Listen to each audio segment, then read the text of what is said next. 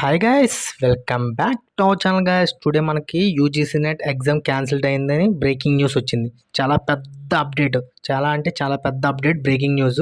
June 2024 సైకిల్లో exam రాసిన UGC net అభ్యర్థులు, ఆస్పిరెంట్స్ మొన్న ఎగ్జామ్ రాశారు కదా, చాలా కష్టంగా రాసామని చెప్పారు కదా.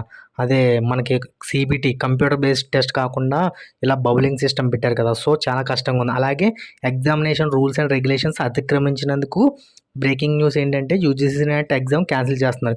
యూజీసీ నెట్ ఎగ్జామ్ క్యాన్సిల్ చేస్తే ఏమవుతుందంటే మళ్ళీ పెడతారా లేదా అన్నది సిబిఐ డిపార్ట్మెంట్కి చెప్పారు.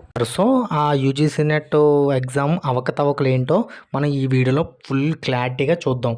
ఫుల్ క్లారిటీగా చూస్తే మనకి వాట్ ఈజ్ వాట్ అని తెలుస్తుంది. నెక్స్ట్ ఎగ్జామ్ రాయాలా లేదంటే ఈ ఎగ్జామే మనకి రిజల్ట్స్ వస్తాయా అని మనకి వాట్ ఈజ్ వాట్ అని తెలుస్తుంది. So UGC NET exam cancelled అయిందా లేదని ఒక పీడిఎఫ్ వచ్చింది. అంటే పీడిఎఫ్ అంటే ఒక ఫోటో వైరల్ అవుతుంది, బాగా ఒక ఫోటో వైరల్ అవుతుంది. ఆ వైరల్ అయిన ఫోటో ఏంటో మనం చూద్దాం, ఓకేనా? Get ready. ఆ ఫోటో ఏంటంటే ఈ ఫోటోయే. బిగ్ బ్రేకింగ్, యూజీసీ నెట్ రద్దు, నీట్ పరీక్షలో అవకతవకలు జరిగాయని దేశమంతా ఆందోళనలో రేకెత్తుతున్న వేళ ఎన్టీఏ సంచలన ప్రకటన చేసింది.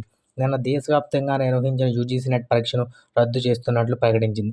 పరీక్షలో అవకతవకలు జరిగాయని national cyber crime coordination committee నుంచి సమాచారం రావడంతో ఈ నిర్ణయం తీసుకుంది. దీనిపై సిబిఐ విచారణకు ఆదేశించే అవకాశం ఉంది. ఓకే, సో ఆదేశించే అవకాశం ఉందంట.